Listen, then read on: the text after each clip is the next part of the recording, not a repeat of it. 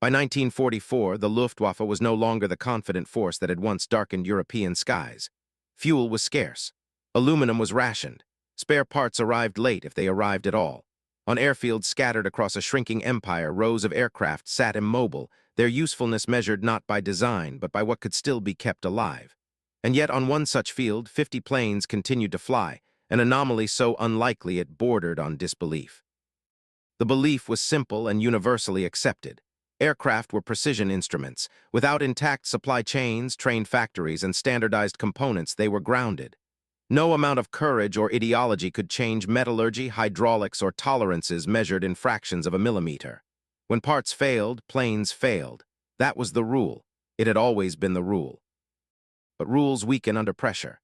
In a hangar thick with oil fumes and winter air, one mechanic refused to accept the arithmetic of collapse.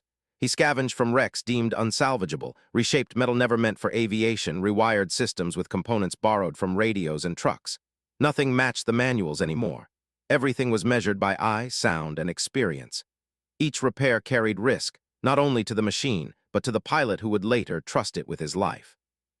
The struggle was relentless. Every solution created a new problem. Improvised parts wore faster, tolerances drifted, failures multiplied, yet so did the flights. Engines started when they should not have. Control surfaces responded when logic said they would seize. In an Air Force hemorrhaging capability, his corner of the war refused to die quietly. Slowly, command noticed. Not his name, names mattered less now, but his results.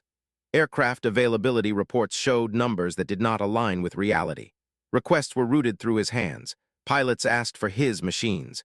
Without rank or ceremony, he became indispensable, a quiet constant in a system defined by loss. He did not design weapons. He did not choose targets. But through ingenuity and refusal, he extended the life of a force already condemned by logistics and time. The war in the air continued, not because Germany had solved its shortages, but because one man delayed their consequences. What no one on that airfield could see was that elsewhere, the enemy was learning a different lesson, one that would soon make such individual brilliance irrelevant. In modern air warfare, belief rests on a single foundation: logistics. Aircraft are not sustained by bravery or doctrine, but by maintenance schedules, calibrated tools, and warehouses filled with identical parts. Without them, even the most advanced machines become static monuments to ambition. By 1944, this truth was closing in on the Luftwaffe with mathematical certainty. Yet over occupied Europe, aircraft continued to rise from runways that should have fallen silent. Pilots climbed into cockpits knowing their machines were no longer products of factories, but of improvisation. Control cables had been reforged by hand. Fuel systems adapted beyond their specifications. Engines, once serviced by precision teams, now depended on the judgment of a single mechanic who had learned to listen for failure before it announced itself. The shock was not that the planes flew, but that they completed missions. Interceptions were made. Reconnaissance photographs returned. Bombers reached targets that command had quietly assumed were beyond reach. Each successful sortie distorted the reality of Germany's collapsing supply network, masking decay with temporary performance. The irony was unmistakable. This was a war defined by industrial scale, yet here survival hinged on individual ingenuity. A conflict decided by factories and freight trains was being momentarily influenced by a man working with scrap metal and intuition. His solutions did not fix the system. They defied it, briefly. But the struggle carried weight. Every repair was a calculation made under pressure. A misjudged weld, a substituted bearing, a margin of error too thin to measure. Pilots trusted machines that no longer fit their blueprints, and the mechanic carried the knowledge that his decisions followed them into the sky. Success was invisible. Failure would be final. What set him apart was not recklessness, but restraint. He knew when innovation crossed into danger. He adapted without illusion, mastering limits as much as materials. Under conditions designed to break process and discipline, he preserved both. For a time, his work allowed the Luftwaffe to fly against the odds, sustaining operations long after theory said they should end. But wars do not pause for individual brilliance, and beyond these airfields, forces were gathering that no amount of improvisation could delay for long. On paper, the Luftwaffe's strength was measured in squadrons and aircraft types. In practice, by 1944, it was measured in individuals, on one battered, Airfield pilots and commanders alike came to rely on a single presence, not for strategy or morale, but for the simple fact that without him, nothing flew. Missions were planned around what he could keep alive. Aircraft readiness had become a matter of survival. Every operational fighter meant one more interception, one more delay to Allied bombers, one more chance to influence a war already tipping away. And yet readiness was being achieved without warehouses, without steady fuel deliveries, without replacement engines. What remained were hand tools worn smooth by years of use and an understanding of machines refined under exhaustion. The irony lay in his obscurity. Beyond the perimeter fence, no report bore his name. He would never appear in communiques or after-action summaries, yet dozens of missions owed their success, or even their attempt to, his work. The pilots knew, commanders knew, the airfield knew, the war beyond it did not. Each day brought new strain. Air raids forced repairs to halt mid-task as men scattered for cover. Bomb fragments damaged aircraft already on the edge of serviceability. Tools were lost, buildings destroyed, work resumed in the open air. Scarce parts were divided with the care of rations. Every decision carried urgency, sharpened by the knowledge that time itself had become the enemy. Still, the planes rose. Against expectations, against arithmetic, against exhaustion. The mechanic's ingenuity did not reverse Germany's fortunes, but it slowed their collapse. He kept a fighting capability alive longer than planners believed possible, sustaining resistance through skill rather than supply. Yet this fragile equilibrium could not last. The airfield's survival depended on conditions that grew narrower by the day: luck, weather, absence. Above all, it depended on the enemy not yet perfecting the means to remove such places entirely from the map. Somewhere beyond the horizon, new tactics were being refined, ones that would no longer test individual resilience but erase it. By late 1944, belief had narrowed to a grim certainty. Traditional maintenance no longer applied. Manuals assumed parts that no longer existed, tools that had been destroyed, and supply lines that had been bombed into abstraction. The Luftwaffe's technical doctrine, once a source of pride, had become irrelevant. What remained were machines aging faster than they could be supported, and a war that did not pause for procedure. The shock was not the failure of the system, but what replaced it. In corners of shattered hangars and open concrete dispersal areas, parts were fabricated rather than ordered. Scrap metal from crashed aircraft was cut, shaped, and filed into serviceable components. Bearings were remachined by hand. Seals were improvised from rubber never intended for aviation use. Each solution was born not from instruction, but necessity. The irony was unmistakable. In a conventional workshop, such methods would have been unthinkable, grounds for dismissal, even prosecution. Precision aviation demanded standardization. Yet here, under conditions of collapse, those same rules no longer applied. What theory forbade, reality required. Creativity became compliance. Ingenuity replaced inventory. Time pressed relentlessly. Sorties were scheduled hours in advance, regardless of readiness. Pilots waited beside aircraft as repairs continued around them, engines cooling and reheating, tolerances drifting with temperature and stress. There was no margin for delay. Every solution had to work the first time, or the consequences would follow someone into the air. The struggle was not merely technical. Each fabricated part carried responsibility beyond its function. A control linkage meant trust. A fuel modification meant survival. The mechanic worked knowing that no test flight would validate his work, only combat. He measured success not by durability, but by whether the aircraft returned. And yet they often did. Planes once written off as irreparable taxied again. Engines ran within acceptable limits. Systems held together long enough, not because the designs were sound, but because they had been adapted intelligently with an understanding of where failure could be tolerated and where it could not. The revelation was subtle but profound. His work did not fix the Luftwaffe's systemic failures. It exposed them. The aircraft flew not because the system functioned, but because a human mind compensated for its collapse. Ingenuity bridged gaps that industry could not. But this was a fragile triumph. Each success consumed time, strength, and materials that could not be replaced. Human creativity had extended the life of the machines, but it could not outpace the accelerating scale of destruction. Somewhere beyond the airfield, the war was shifting toward methods that no longer tested ingenuity at the ground level, but erased the ground entirely. By any reasonable measure, the task was impossible. Allied air power roamed freely of. Overhead, fuel dumps burned. Rail lines lay twisted and silent. And yet on one battered airfield, 50 aircraft remained airworthy, an operational count that defied the logic of attrition. Each morning, as engines turned over and propellers cut the air, their continued existence stood as a quiet contradiction to the war's direction. The belief held everywhere else was absolute. Wartime shortages cripple air forces not through defeat in the air, but through exhaustion on the ground. Without parts, without trained replacements, without time, aircraft fleets dissolve. That was the pattern written across Europe in 1944. It should have applied here as well. The irony was that it did not, at least not yet. The responsibility for that exception rested with one man whose work rarely left the shadows of the hangars. He was not celebrated, not promoted, not recorded in victory tallies. But operational readiness flowed through his hands. When aircraft flew, it was because he had judged them capable of doing so. When they did not, it was because he had refused to gamble with a pilot's life. The struggle was unrelenting. Repairs stretched late into the night, performed under blackout conditions with only hooded lamps for light. Air raid sirens interrupted delicate work, forcing tools down and bodies into cover. When mistakes happened, and they did, the consequences were immediate. Reprimand, demotion, or worse were real possibilities in a system intolerant of failure. Yet risk could not be avoided, only managed. What set him apart was not defiance but calculation. He understood which systems could tolerate substitution and which could not. He worked around shortages with a discipline born of experience, not desperation. Others attempted similar improvisations. Few succeeded.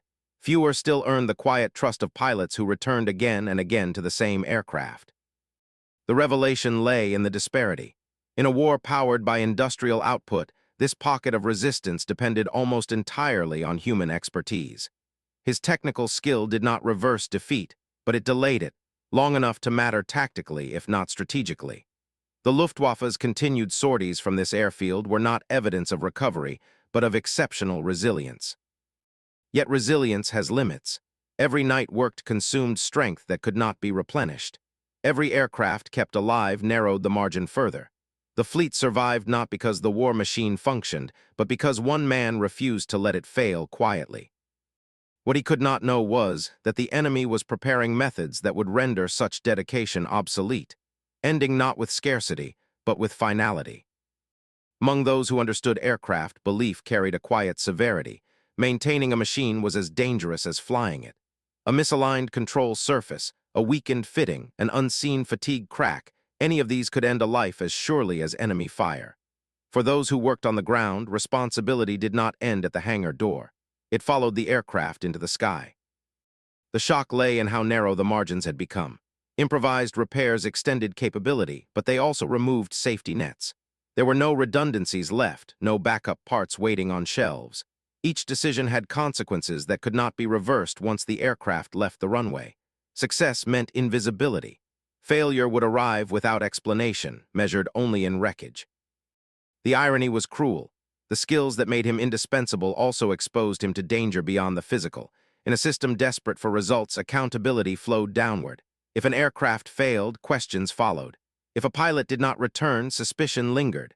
Innovation protected the fleet, but it also placed its architect within reach of blame.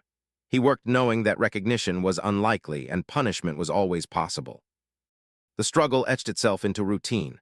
Hours blurred together beneath aircraft bellies and inside engine housings. Sleep became intermittent, taken where it could be found. Decisions were made under fatigue, weighed against incomplete information and impossible deadlines.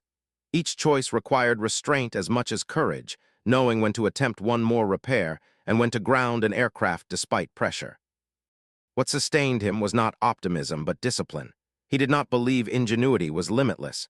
He understood that every machine had boundaries and every solution a cost. His work balanced creativity with accountability, innovation with restraint. He carried not only tools, but the knowledge that others trusted his judgment with their lives. The revelation, when viewed from distance, was not about mechanical brilliance. It was about the nature of heroism in industrial war. Glory followed those who flew and fought. Survival often depended on those who remained unseen, absorbing risk so others could act. Their courage was quieter, expressed in decisions made alone, long after orders had been issued. As the war pressed closer to its conclusion, the price of ingenuity continued to rise. Each day demanded more from fewer resources. And somewhere beyond the airfield, the enemy was refining methods that would no longer leave room for judgment, only outcomes. The age of improvisation was nearing its end. By the final year of the war, the airfield existed under constant threat. Allied bombing no longer came in waves. It came as routine. Runways were cratered, repaired, and cratered again. Fuel dumps vanished overnight. Supply lines that once fed the Luftwaffe with predictable regularity were severed so completely that their absence became the norm. And still, aircraft continued to fly. The struggle was not abstract. Bombs fell close enough to scatter tools and shatter glass mid-repair. Shockwaves buckled hangar doors and twisted metal already weakened by fatigue. Each raid erased hours of work and created new damage faster than it could be addressed.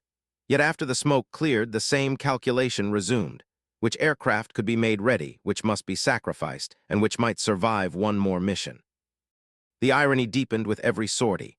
Pilots climbed into cockpits to face enemy fighters and flak visible danger framed against the sky. But their survival increasingly depended on work completed far from combat, by hands stained with oil and metal dust. The decisive moments of many missions occurred not in the air, but days earlier, when a judgment had been made about what could still hold together. Pressure reshaped everything. There was no longer time to react to failures, they had to be anticipated. Components were replaced not when they broke, but when intuition suggested they were close. Patterns emerged, how engines behaved after repeated cold starts, how control systems responded to makeshift repairs, how stress accumulated invisibly. He learned to read machines as others read maps. Innovation became continuous, repairs overlapped. Solutions evolved mid-task as conditions changed. If one approach failed, another was attempted without pause. The airfield no longer functioned as a maintenance hub, but as an adaptive system, adjusting daily to losses that could not be prevented. Every aircraft kept flying represented not stability, but resistance. The cost was cumulative. Fatigue dulled precision. Errors hovered at the edges of awareness.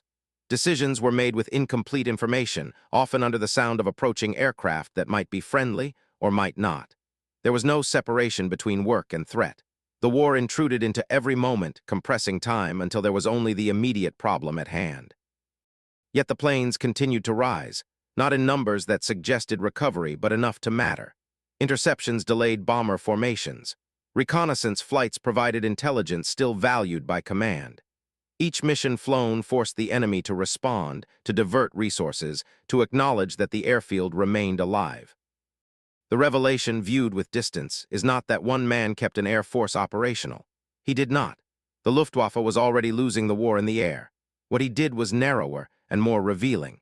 He demonstrated how technical skill and adaptability could exert influence disproportionate to scale.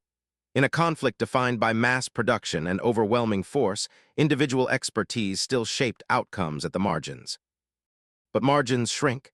Allied bombing was not designed to test ingenuity. It was designed to remove it. Precision gave way to saturation. Airfields became targets not for disruption, but for erasure. No amount of adaptation could fully compensate for a strategy aimed at annihilation rather than attrition. As the pressure intensified, the balance shifted. The work continued, but the space for judgment narrowed. Soon, the question would no longer be which aircraft could fly, but whether the airfield itself could survive another day. And beyond it, the war was entering a phase where human resourcefulness would no longer slow the outcome, only witness it. The realization came gradually, filtered through reports that did not quite align with expectation. Aircraft that should have been grounded were still flying. Units listed as depleted continued to generate sorties. Losses were mounting, yet operational numbers on certain airfields resisted the steady decline seen everywhere else. For commanders accustomed to measuring strength in machines and fuel, the pattern was unsettling. Shock turned into attention. Inquiries followed, not formal investigations, but quiet questions asked through chains of command already strained by defeat. The answer, when it emerged, was disarmingly simple. There was no new factory, no hidden reserve of parts. There was a mechanic, one whose work had become the difference between collapse and continued resistance. Belief adjusted accordingly. Orders were written with his capabilities in mind. Missions were scheduled on the assumption that if something could be made to fly, he would find a way. His improvisation became an unspoken constant, a resource as critical as fuel allocations or weather forecasts. Without ceremony, command had placed its confidence not in doctrine, but in a single individual's judgment. The irony was unavoidable. Germany fielded some of the most advanced aircraft of the war, machines born of engineering brilliance and industrial ambition. Yet their effectiveness now hinged on one man working with scrap metal, worn tools, and intuition sharpened by necessity. The distance between design and survival had collapsed into the space of a hangar floor. Every mission depended on his work. Before a pilot ever taxied toward the runway, decisions had already been made beneath the skin of the aircraft. Which components could endure one more flight? Which stresses could be tolerated? Which risks could not? A single miscalculation would not merely ground a plane, it would scatter it across the countryside, taking a crew with it. The struggle intensified as reliance grew. Expectations followed success. Each aircraft returned reinforced the belief that another could be made ready. The burden expanded, not because resources improved, but because time did not. Failures were no longer acceptable explanations. They were interruptions in a pattern commanders had come to depend upon. And still he worked, not with the illusion that his efforts could reverse the war, but with the discipline to meet what was asked of him. He understood the limits of machines and the limits of himself.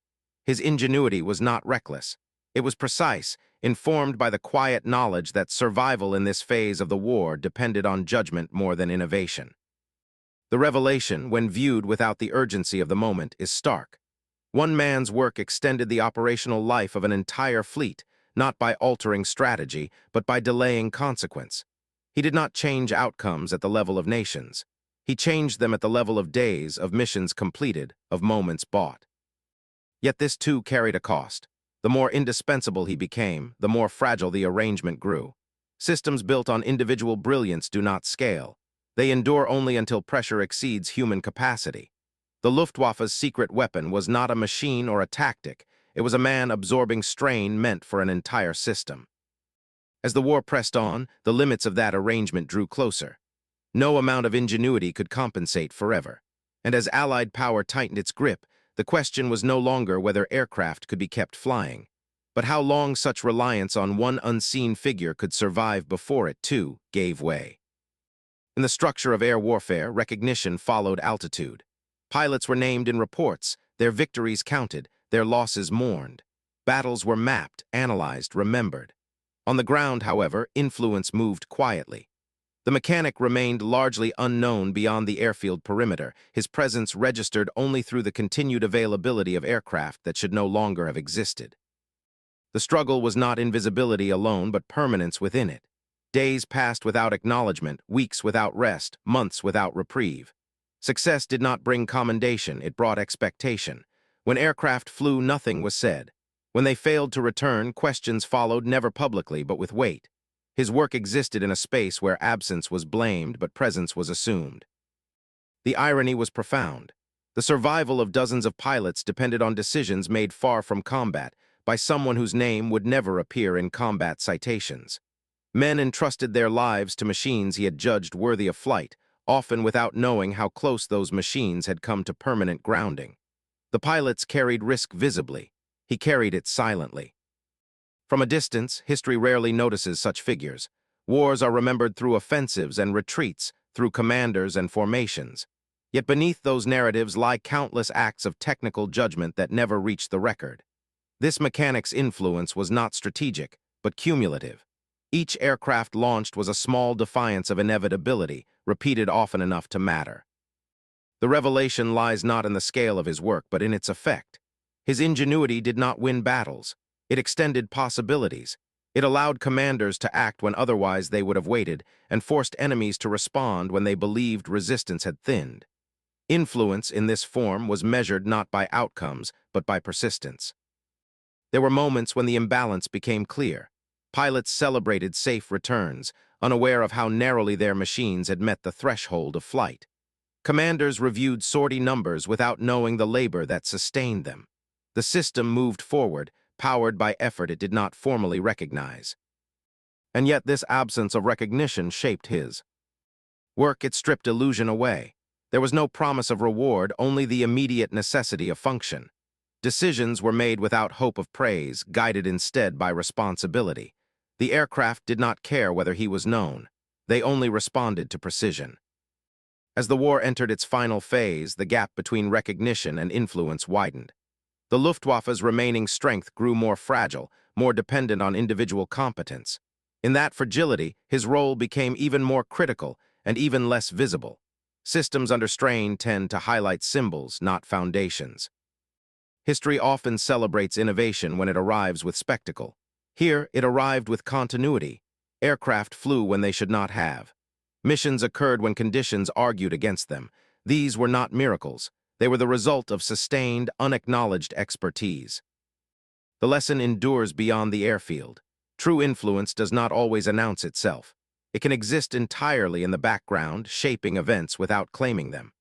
The mechanic's work reminds us that wars are not only decided by those who fight, but by those who enable fighting to continue, long after reason suggests it should stop. When the airfield finally fell silent, it would not be remembered for the man who kept it alive. But for a time, quietly and without recognition, he had altered the tempo of its collapse. And elsewhere, forces were gathering that would ensure such quiet influence would soon have no place to hide. The end came without ceremony. One day the aircraft were scheduled. The next they were not. Germany surrendered, and the war that had consumed every calculation on the airfield simply stopped. Engines fell silent. Tools lay where they had last been used. For the mechanic, whose life had been measured in deadlines and danger, the sudden absence of urgency was its own shock. With surrender came uncertainty. The skills that had kept aircraft flying under impossible conditions now existed without a purpose or a protection. In the collapse of the Reich, technical expertise was no longer shielded by necessity. It could be ignored, confiscated, or judged. Knowledge that had once been vital now carried ambiguity. In the wrong hands, it could be dangerous. In the right ones, transformative. The belief shared by the victors was pragmatic. War had revealed not only machines, but minds capable of sustaining them under collapse. Engineers, mechanics, and technicians were assets, regardless of uniform. Their expertise had been tested not in laboratories, but under bombardment and scarcity. Such experience could not be taught quickly. It had been earned. The irony was unmistakable. The same ingenuity that had sustained an enemy air force now drew the attention of former adversaries. The war had divided nations, but technical reality did not respect those boundaries. Skill remained skill. Precision remained valuable. The conflict had ended, but aviation had not. For the mechanic, this transition marked a turning point. His past did not disappear, but it receded behind capability. American officers evaluated his work not as ideology, but as function. They examined the aircraft he had kept alive, the solutions he had devised, the judgment he had exercised under pressure.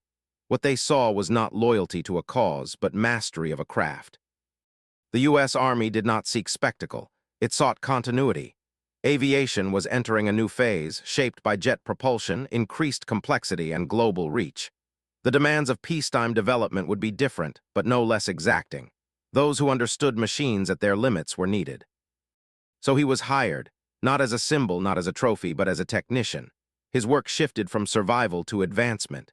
Where once he had improvised to keep aircraft flying one more mission, he now applied the same instincts to refine reliability, efficiency, and performance. Scarcity was replaced by abundance, but judgment remained essential. The revelation of this transition lies in its quietness. There were no public announcements, no acknowledgement of past service. The war receded into background context. What mattered was what he could do next. Skills forged in crisis proved adaptable beyond it. Ingenuity born of necessity found new expression in stability. In this, there is a broader truth. War accelerates knowledge, but it does not own it. Techniques developed to endure destruction can also support construction. The same hands that once worked under air raid sirens now labored under fluorescent lights. The same decisions once made under threat were now made under scrutiny. Yet the past was never entirely absent. Experience under pressure leaves marks. He understood failure differently than those trained only in controlled environments. He knew which tolerances mattered most, which shortcuts were illusions, which systems deserved respect. These lessons, learned in war, shaped peacetime aviation in ways rarely recur. Are dead. The war had ended, but its imprint endured, not in monuments, but in methods. Aircraft grew more reliable not because history was remembered, but because it was applied. The transition from enemy to asset did not erase what had been done. It revealed what had been learned.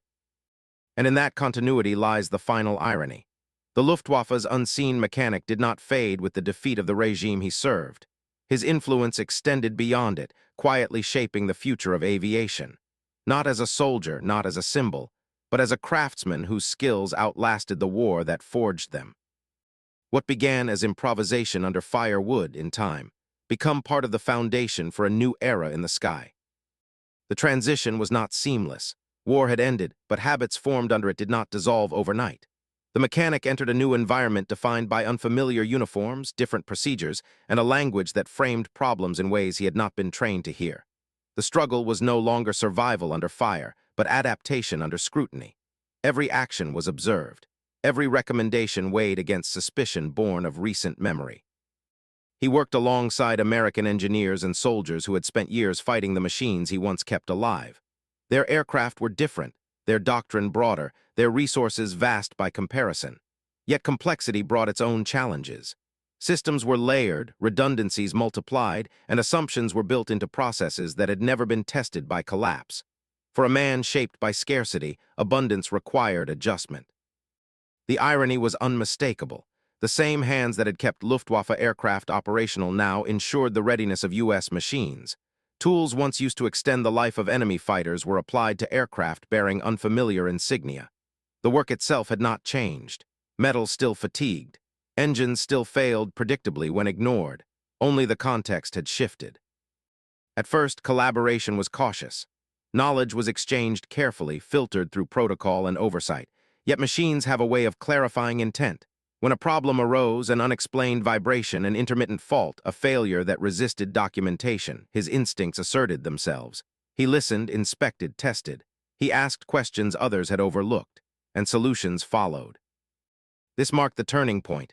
Mutual respect did not arrive through conversation, but through results. Aircraft returned to service more quickly. Persistent issues were resolved rather than deferred. Engineers began to consult him not as a curiosity, but as a colleague. Soldiers who once measured worth by allegiance now measured it by competence. The past did not vanish, but it loosened its grip. In workshops and hangars, nationality mattered less than understanding. Precision replaced prejudice. Shared focus narrowed attention to the task at hand.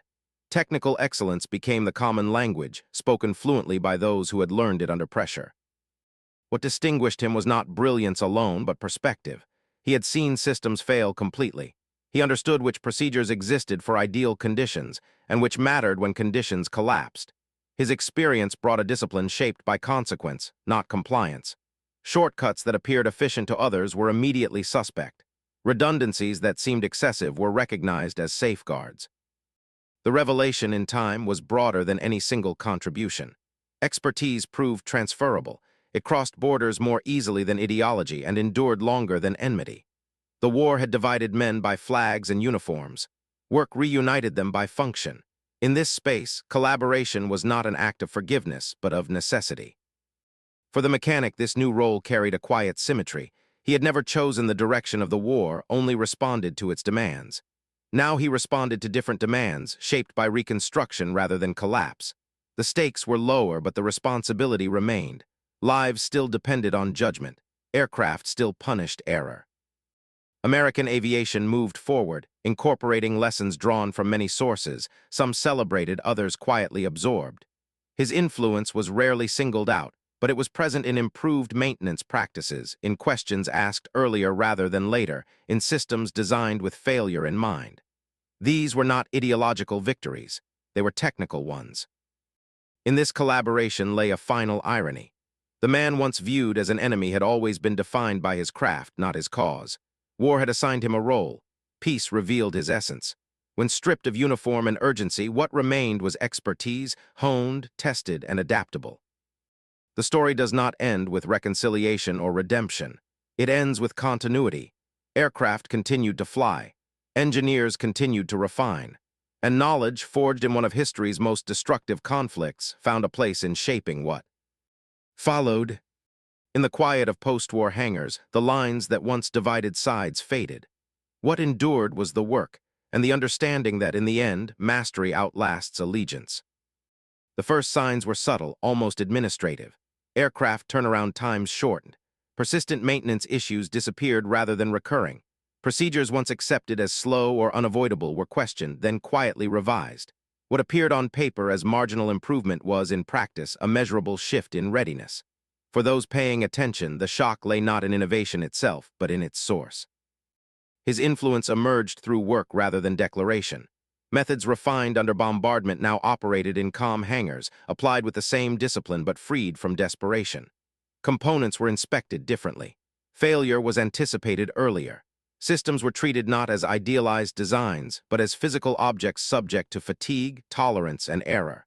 The result was efficiency born not of speed, but of understanding. The irony could not be ignored. Wartime ingenuity, once used to sustain an enemy air force, now fueled peacetime advancement for those who had opposed him. Techniques developed to keep aircraft flying one more mission were repurposed to keep them flying longer, safer, and with fewer interruptions. Knowledge forged in collapse found its value in stability. This marked the turning point from individual contribution to institutional impact. His insights were absorbed into broader maintenance philosophies, shared across teams, replicated through training. What had once existed only in one mind began to shape programs larger than any single airfield, not through radical invention, but through refinement grounded in experience. American aviation, expanding rapidly in the post-war years, benefited from this perspective. New aircraft designs grew more complex, their maintenance demands increasing alongside performance. The lessons he brought about access, redundancy, and the realities of field repair proved especially relevant. Engineers began to consider not only how aircraft should function, but how they would fail and how those failures could be addressed before becoming catastrophic. The revelation lies in how quietly this legacy formed. There were no monuments, no formal acknowledgments linking improvement to one individual's past. Progress appeared collective, as institutions prefer it to appear. Yet embedded within revised manuals, adjusted tolerances, and altered maintenance cycles were decisions shaped by someone who had once worked without manuals at all. His wartime experience introduced a humility to design and maintenance alike. He distrusted assumptions untested by pressure. He valued simplicity where it increased reliability, and complexity only where it was justified. These instincts, shaped by scarcity and consequence, counterbalanced a culture increasingly defined by technological optimism. Beyond the technical, his presence offered a reminder rarely stated aloud. Conflict accelerates learning, but it does not define ownership of that learning. Knowledge does not remain loyal to causes. It moves, adapts, and reappears where it is useful. The same expertise that once prolonged resistance now strengthened readiness in a very different world. As years passed, his direct involvement faded, absorbed into systems that no longer required his constant presence. Others carried forward what they had learned, often without knowing its origin. This is how most legacies persist, not as stories but as structures. The broader implication is uncomfortable and enduring. History tends to frame progress as linear, aligned neatly with victory and defeat. Yet here, advancement emerged from contradiction. Skills honed in service of a losing cause helped shape the success of the victors, not because of ideology, but because competence endures where politics does not.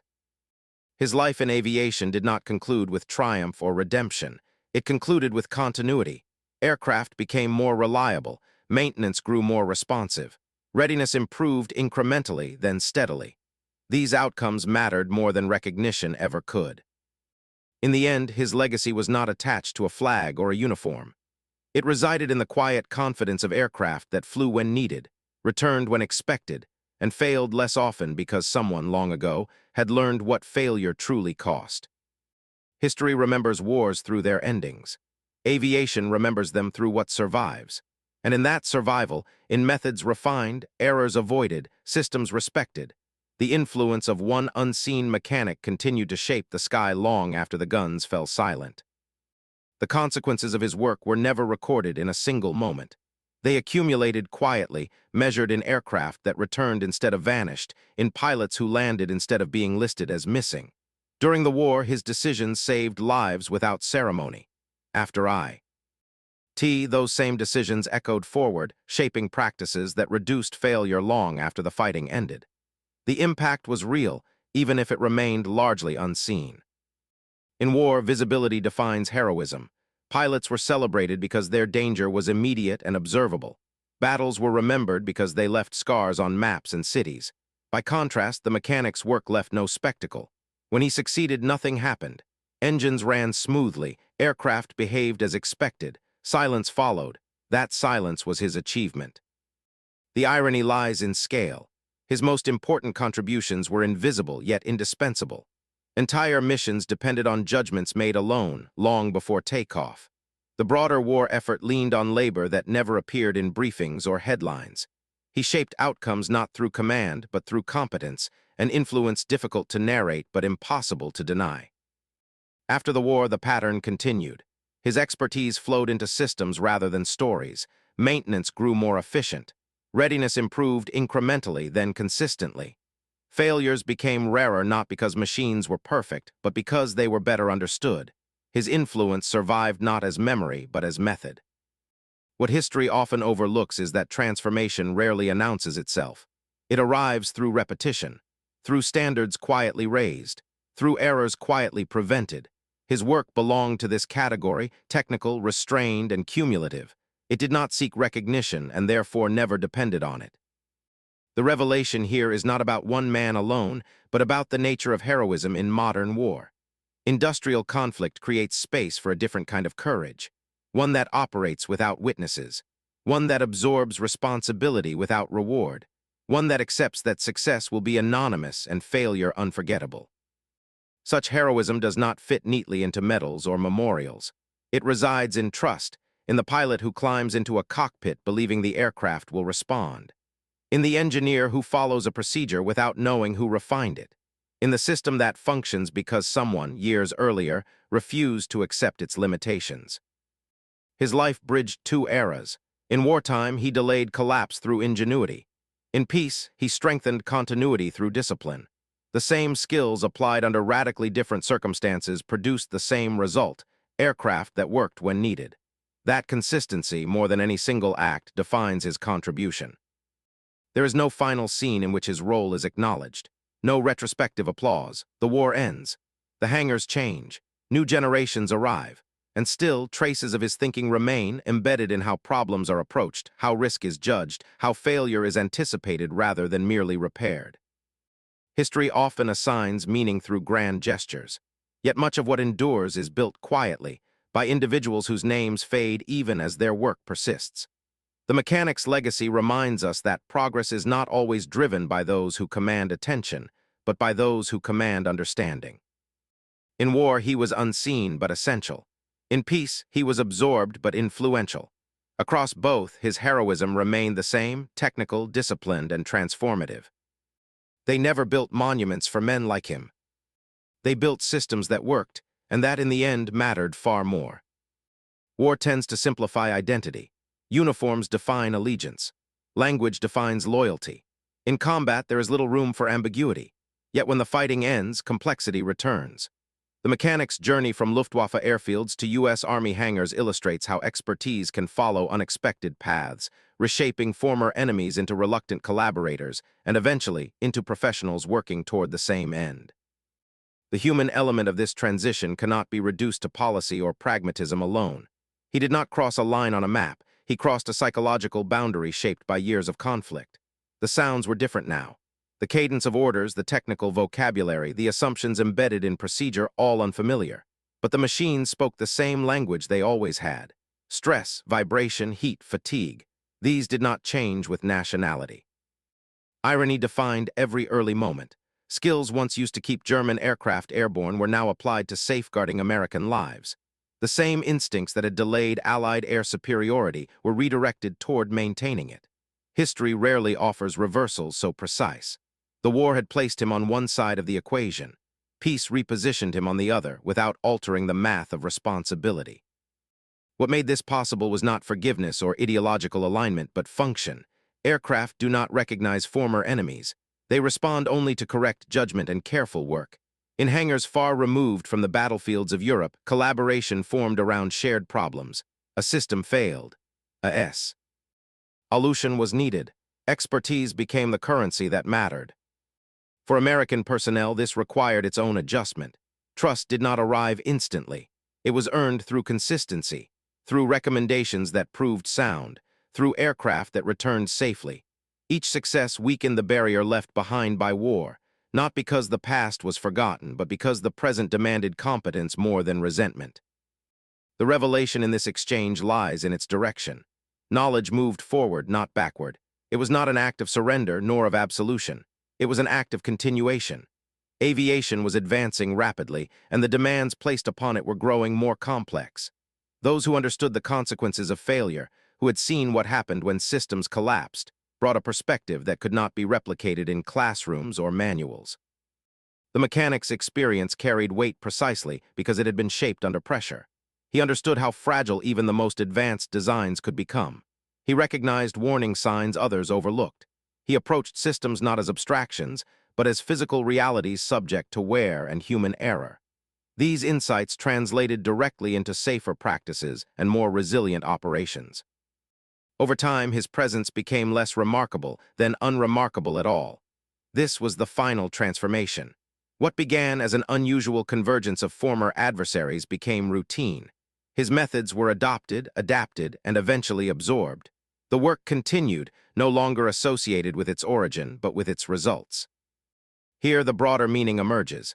Knowledge and talent are not fixed to causes. They can be misused, redirected, or redeemed, not through intention alone, but through application. In this case, expertise once bound to destruction found a role in preservation. The same precision that once prolonged war now reduced risk in peace. This did not erase the past. It reframed it. The mechanic's story does not suggest that skill absolves responsibility or that collaboration negates conflict. It suggests something narrower and more enduring, that human capability, when separated from ideology, retains the power to advance humanity beyond the divisions that once defined it. From Luftwaffe to U.S. Army, the path was neither straight nor symbolic. It was practical, incremental, and grounded in work.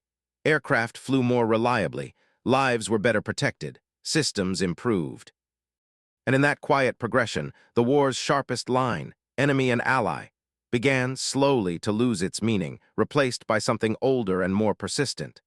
The shared obligation to make dangerous machines as safe as human judgment allows. In the end, the numbers remain the simplest measure of what he accomplished. 50 aircraft kept flying when logic said they should not. 50 machines sustained not by factories or supply chains, but by judgment, patience, and an unwillingness to accept failure as inevitable. During the war, those aircraft carried pilots into danger, and more often than expected brought them home again. That alone marked his work as extraordinary. But numbers do not explain meaning. They do not capture the hours spent under cold metal, the calculations made without reference books, the responsibility carried quietly into every decision. He did not command men. He did not plan offensives, yet his influence reached into every mission launched from that airfield. When engines started and aircraft lifted from the runway, his presence was already there, embedded in every bolt that held. The moral weight of his story lies in its direction. He kept planes flying for a collapsing air force, knowing the war was turning against it. He did so not out of ideology, but obligation to craft and to life. Later, he carried those same skills into a new context, applying them to protect the lives of men who had once been his enemies. Few narratives reveal so clearly how capability can outlast allegiance. What he demonstrated was not loyalty to a flag, but fidelity to competence. Intelligence guided his work, not ambition. Resourcefulness sustained it, not recognition. Courage appeared not in dramatic gestures, but in restraint, knowing when to attempt one more repair and when to refuse despite pressure. These qualities did not change with uniform or language. They endured because they were rooted in responsibility. War often compresses identity into sides, enemy and ally, victory and defeat, yet his life unfolded in the margins between those categories. He served a system that failed, then contributed to one that succeeded, not because his beliefs shifted dramatically, but because his skills remained relevant. In this, his story challenges simple moral accounting. It reminds us that human capacity is not neatly aligned with the causes it serves. After the war, his work lost urgency but gained longevity. The improvisations of desperation became the refinements of progress. Lessons learned. Ed under fire shaped safer, more reliable aviation in peace. Aircraft benefited from insights earned at the edge of failure. Pilots trusted machines improved by someone who understood, intimately, what it meant when trust was misplaced. History rarely pauses for such figures. There are no parades for mechanics, no chapters dedicated to maintenance logs. Yet without them, history would stall on the runway. His legacy exists not in archives, but in continuity, in aircraft that functioned when needed, in systems that absorbed experience without recording its source. The reflection that remains is both sobering and hopeful. Intelligence and resourcefulness do not belong to nations. Courage is not confined to battlefields. When separated from ideology, skill retains the power to preserve life rather than take it. His journey from enemy airfields to American hangars traces a path that war itself could not predict. He defied odds not by changing the course of the war, but by resisting collapse within it. He mattered not because he was visible, but because he was reliable. In a conflict defined by destruction, he practiced preservation. In its aftermath, he practiced improvement. From the outside, his life may appear unremarkable, one mechanic among thousands. From closer view, it reveals something rare. The quiet persistence of human capability across the sharpest divisions history can impose. He kept 50 planes flying with nothing but ingenuity, and later used those same skills to help the very forces he once fought against. From enemy airfields to American hangars, one mechanic's genius changed the skies forever.